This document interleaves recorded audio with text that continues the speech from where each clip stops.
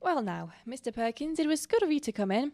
I realise that you're a busy man, but I didn't think this matter couldn't be discussed over electric telephone. Oh, no, absolutely, Headmistress. I mean, if Tommy is in some sort of trouble, then I'd like to nip it in the bud.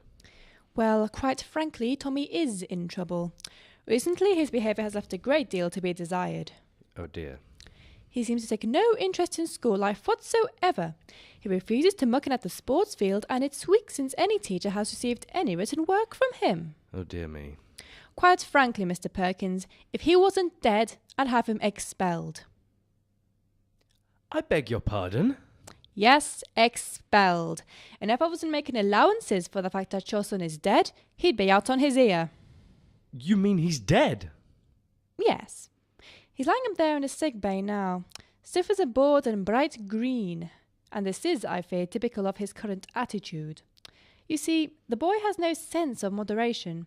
One moment he's flying around like a paper kite, and the next moment he's completely immovable and beginning to smell. Well, how did he die? Well, is that important? Well, yes, I think so. Well, it's all got to do with the library, you see. We've had a lot of trouble recently with boys taking out library books without library cards.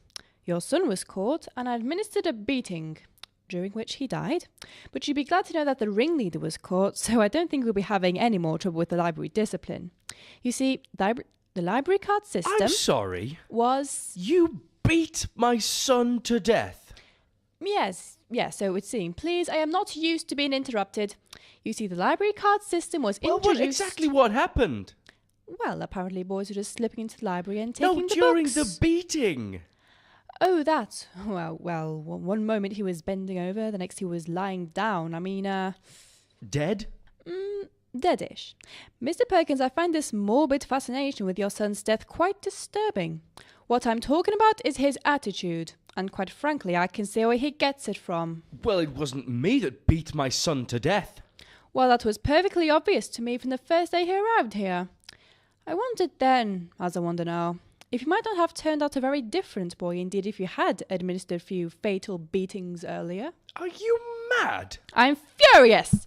In order to accommodate the funeral, I had to cancel afternoon school on Wednesday. This is preposterous.